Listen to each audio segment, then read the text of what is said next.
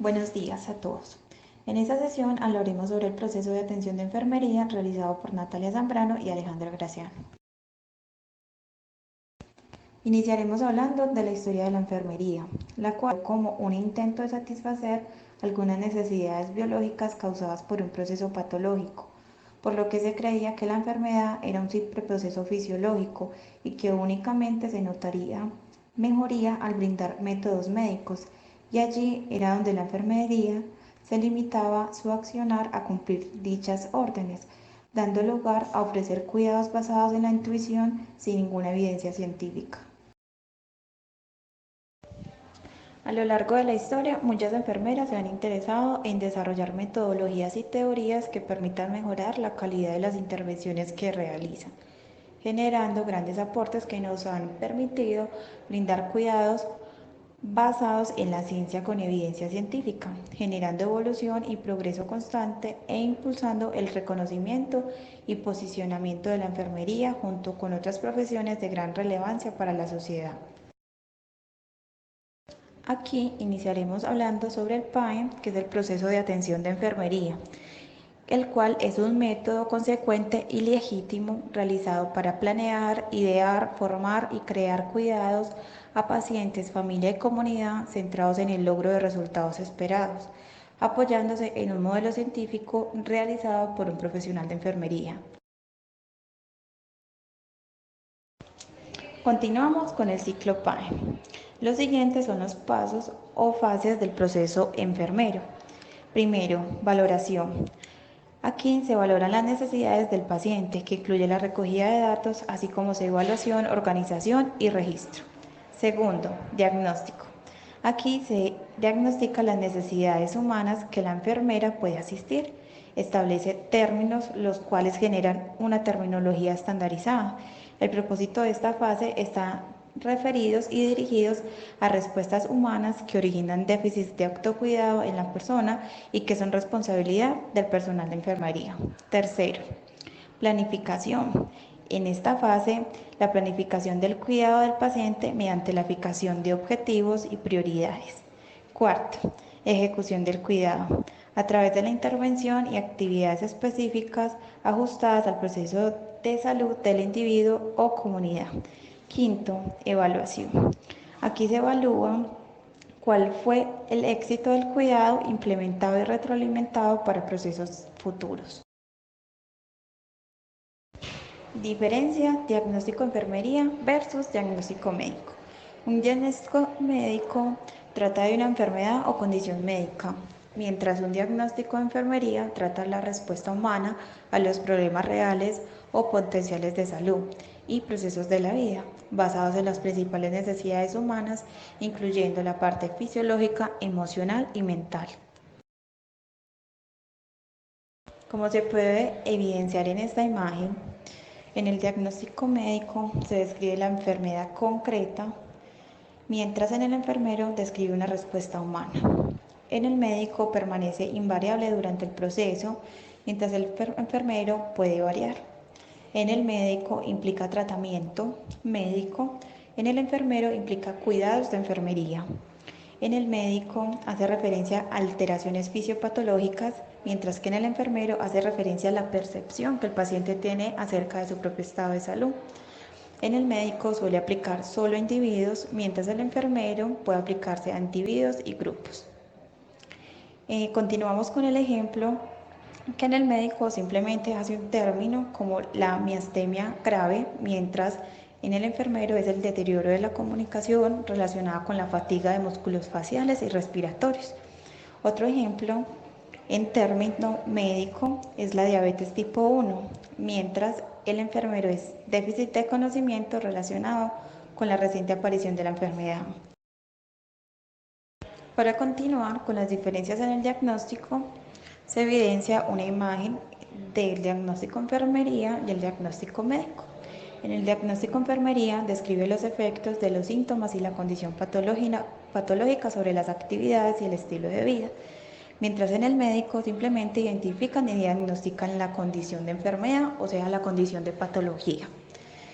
En el diagnóstico de enfermería enuncia la respuesta conductual que presenta ese paciente ante la situación que se le presenta, mientras el médico prescribe tratamiento para curar o reducir pues la lesión o la alteración que esté presentando.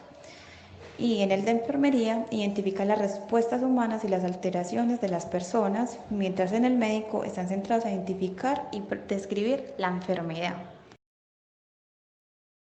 Para continuar, en esta imagen observamos tres términos importantes para realizar un proceso de atención de enfermería, el cual son resumidos como un lenguaje estandarizado para brindar un diagnóstico enfermero, o sea, la NANTA, unas intervenciones de acuerdo a la patología y necesidades propias del paciente, o sea, NIC. Y por último, el NOC, que hace referencia a los resultados que se requieren obtener después de realizar el proceso.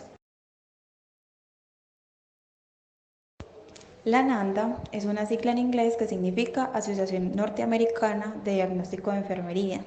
Esta es una red mundial de enfermeras cuyo propósito es dirigir, definir, promover y seguir trabajando para que se implemente la terminología que refleje los juicios clínicos de las enfermeras, también conocidos como diagnósticos de enfermería. En la clasificación de los diagnósticos, según la NANDA, se establecen tres tipos de diagnósticos en el paciente: familia y entorno. Estos son diagnósticos reales, diagnósticos de promoción de la salud y diagnósticos de bienestar. La que está clasificada como diagnósticos reales se clasifican como tal la patología, en la cual tenemos como evidencia los signos y síntomas que nos encaminan a la enfermedad. Ejemplo, insuficiencia renal crónica, se evidencia signos y síntomas como edema de miembros inferiores, presión arterial alta, cambios en el estado de conciencia y demás síntomas que ya conocemos. En el diagnóstico de promoción de la salud hace referencia a la motivación e iniciativa que tenga el paciente, grupo familiar y comunidad para cambiar esos hábitos de vida que no son tan saludables. Y en el diagnóstico de bienestar hace referencia a las necesidades que el paciente refiere que quiere mejorar, porque las identifica como un peligro potencial.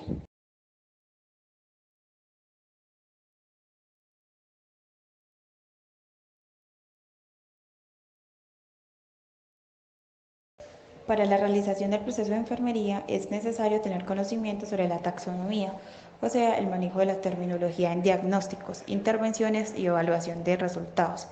Luego es prioritario identificar la patología, las necesidades físicas del paciente, las necesidades emocionales y las necesidades del cuidador principal, brindando un cuidado integral. Continuamos mencionando que la clasificación NANDA contiene 13 dominios en la cual se abarcan todas las necesidades, funcionamientos y comportamientos de la persona. Estos a su vez están subdivididos en clases, los cuales permiten tomar una necesidad más específica de acuerdo a lo que se quiera intervenir.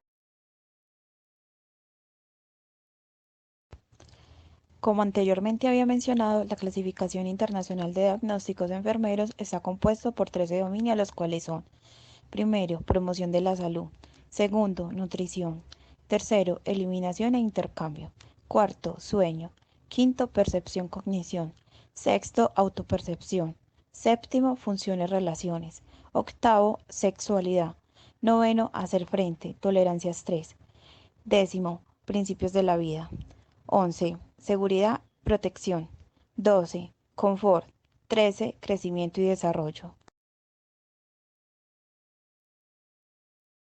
En la clasificación anterior se subdividen en 47 clases, las cuales especifican más diagnósticos. Como aquí se observa, se evidencia cada uno de los dominios especificando las clases que contienen cada ítem. Veamos un ejemplo. El segundo ítem de nutrición contiene la ingestión, la digestión, la absorción, el metabolismo y la hidratación. Y aunque todos pertenecen al proceso de digerir, no quiere decir que el paciente padecer una patología abarca todas las clases, ya que suponiendo que un paciente está diagnosticado con gastritis, ubicada en la clase de digestión, no necesariamente presenta fallas en la clase de absorción, puesto que uno se realiza en el estómago y otro se realiza en la primera porción del intestino grueso.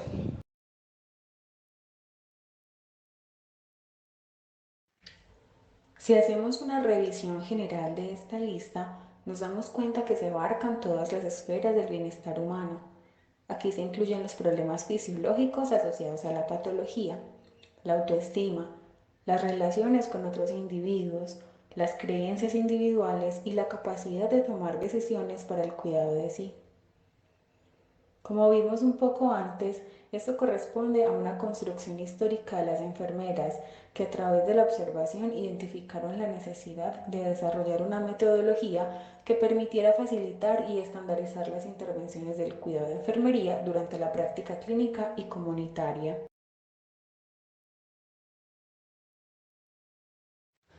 Gracias a la investigación que estos enfermeros llevaron a cabo durante años de manera individual, fue posible la reunión permanente de equipos de trabajo de origen internacional, logrando así la clasificación de los problemas de enfermería para su diagnóstico e intervención en un manual al alcance de todos los enfermeros para su consulta permanente. La comprensión de la estructuración de la información en estos libros va a guiarnos para encontrar el diagnóstico e intervenciones correspondientes a las necesidades de nuestros pacientes. Entender su funcionamiento es vital. Vimos que existen 13 dominios y cada dominio tiene una subdivisión o clase. Tomemos el primer dominio, promoción de la salud. Este dominio se refiere a la capacidad del individuo para tomar las medidas necesarias para el cuidado de su propia salud. Contempla las actitudes, estrategias, las actividades y la intención de contribuir a su autocuidado. Un ejemplo de esto es el usuario que ante la alta hospitalaria solicita indicaciones a tomar para cuando vaya a su casa. Otro ejemplo se presenta en el servicio de vacunación al indagar por los signos y síntomas postvacunales, qué hacer y cuándo volver. Caso contrario a esto, pensemos en un paciente con tuberculosis pulmonar que se resiste a tomar el tratamiento a pesar de conocer su enfermedad y la importancia del mismo. Bien, retomando el ejemplo, dentro de este primer dominio, promoción de la salud, tenemos dos clases, toma de conciencia de la salud y gestión de la salud. Veamos la clase 1.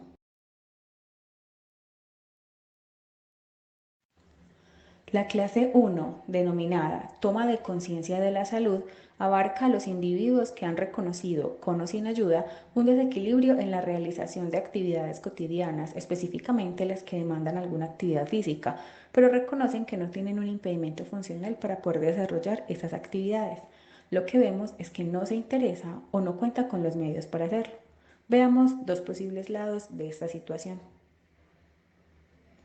El primer diagnóstico que podríamos implementar en la clase 1 podría ser el 00097, déficit de actividades recreativas. Este nos habla de la disminución de esas actividades de ocio, distracción o juego en la persona. Sucede frecuentemente en pediatría o en jóvenes y adultos en ambientes aislados que no tengan medios de distracción y que manifiesten estar aburridos. Una excepción podría ser el paciente amputado, pues las necesidades de este tipo de pacientes serán más trascendentes que solo la recreación. También podríamos acudir al diagnóstico 00168, estilo de vida sedentario. En este, el paciente acepta que tiene pobre actividad física, pero desconoce los beneficios de hacerlo, no puede o no quiere realizar esas actividades. ¿Cuál es el caso del paciente obeso, el asmático o el cardiópata, que además tienen poca tolerancia a estas actividades? Podemos incluir en este rango a los ludópatas. Además, se observa cierta dificultad para desarrollar sus actividades normales, ya sea que ese sedentarismo le provoca restricciones para desarrollar incluso lo más mínimo. Podríamos pensar que la intervención adecuada sería dosificar actividad física, pero en ellos dependerá de su patología de base, su tolerancia a esas actividades, su capacidad o amplitud de movimientos y su estado general. En estos casos no debemos ir en contra de su estado fisiológico y mejor compensar este déficit con cambios en la movilidad, la dieta u otras estrategias para mejorar el ocio. Este diagnóstico por lo general subyace a la fatiga, desnutrición, dificultad respiratoria, disconfort, incluso dolor. Por eso es necesario establecer prioridades en el rango de necesidades del paciente para poder ofrecer respuestas de bienestar en el corto plazo.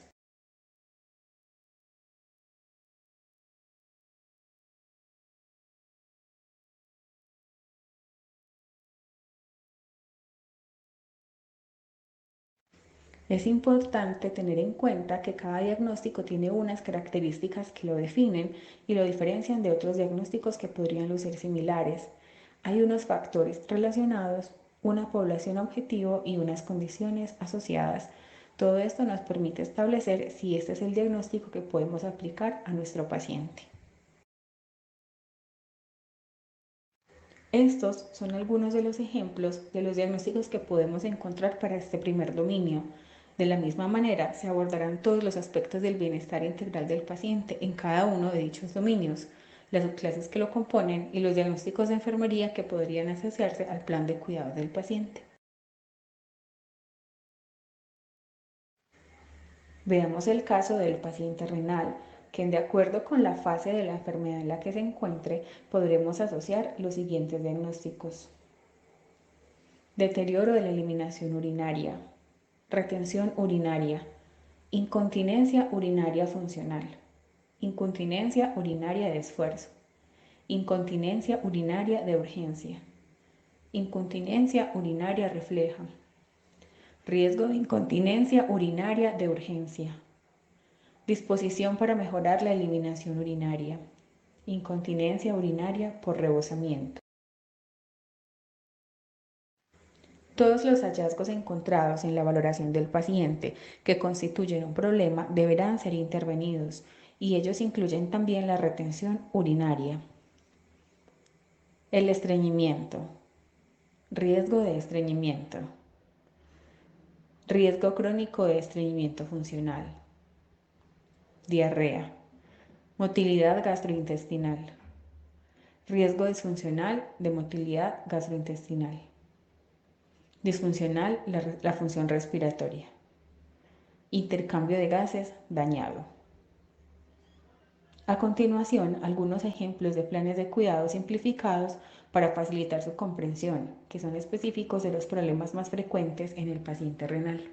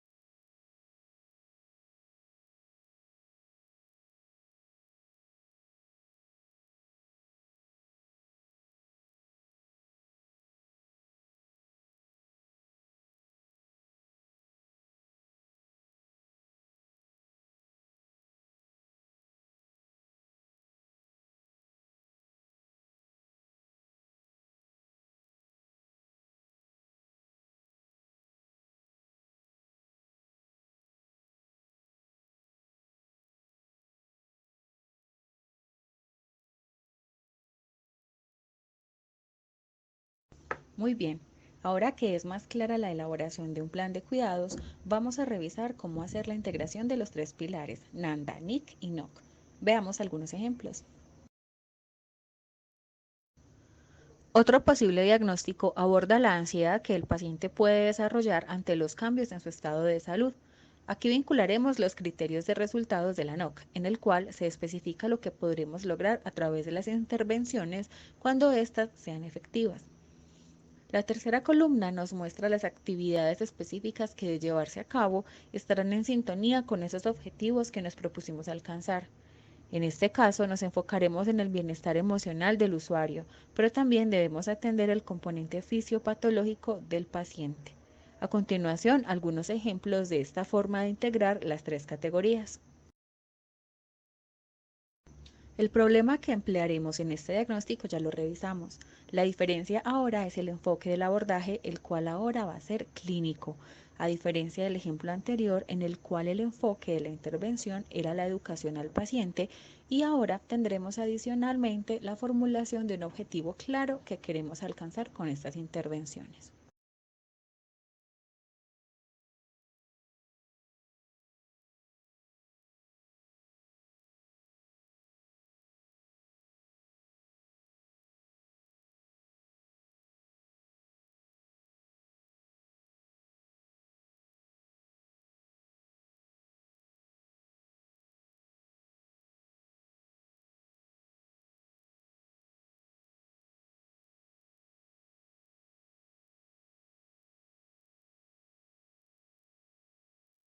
Recuerden siempre esa frase de Florence Nightingale. Nos podría llevar a pensar que una buena evidencia de que una enfermera no estudia, que no se interesa por educarse para proporcionar un cuidado adecuado a sus pacientes, es su ortografía y, por qué no, la calidad de la redacción de sus informes y notas de enfermería y la profundidad del contenido de los mismos. Por eso los invitamos a consultar esta bibliografía.